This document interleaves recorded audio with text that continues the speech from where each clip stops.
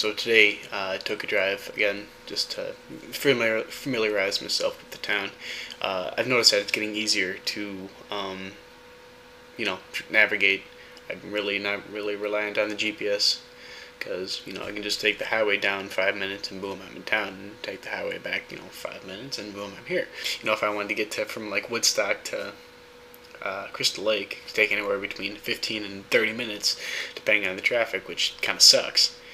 Here, if I wanted to go to Fort Smith, I just get on the highway and drive for 5 minutes, and I'm there. It's like about a 12-mile-ish drive, so 12 miles doesn't take long at all down here, which is really, really cool. So it's really easy to get from one place to another, which is really, really awesome. Highways win.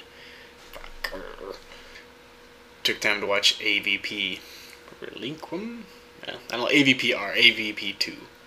And determined that it sucks major balls. I mean, a lot of people didn't like Alien vs. Predator. I did. I really enjoyed it. Despite what people like Jack would say about the movie. But I really enjoyed the first AVP, which was awesome. But AVPR really, really just sucked. I mean, even for me, that's really kind of pushing it. Everything about the movie to me was just piss poor.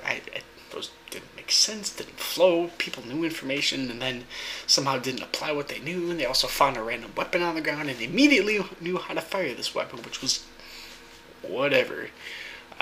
Definitely not something I would watch again. And I was reading more of this, this Walk Across America book by Peter Jenkins, and blows me away. This random dude decided to sporadically walk across America because he didn't know himself.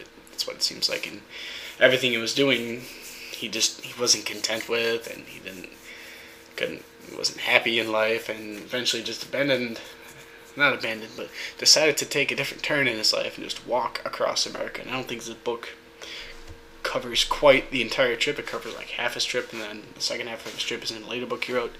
But it's really, really amazing.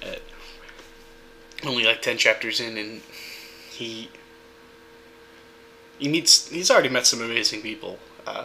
People he only had like a 5-minute interaction with, but took the time to help him in a certain situation. And then somebody, he wrote about this guy named Homer, which is this crazed mountain man, which everything he did was, he made his own food, he cooked, he carved, he hunted, and he lived in a small cabin up in the mountains that he built. But he was happy in life, and Peter Jenkins was just documenting this and going through life, and there was a chapter at which point he covered how he would remember, and it was in the strange coding of that didn't make any sense when you read it, but as he explained it, it was his own personal way of remembering certain events, which, he only had like 20 pounds on his back the entire time. His backpack consisted of like a tent, change of clothes, and food, and something like $600, I think he said, and he just walked across America with all of this, just to getting to know America and her people, which, so far, like I said, I'm only 10 chapters in, and the book is fantastic. Marie recommended it. I was telling me all the different, just how she likes reading that kind of stuff, and it intrigued me, and I started reading it, and I was blown away about how he describes certain things, so I'm really excited to get around to finishing the book.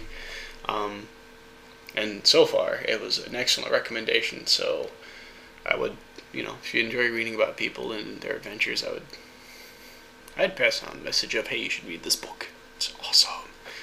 But, yeah.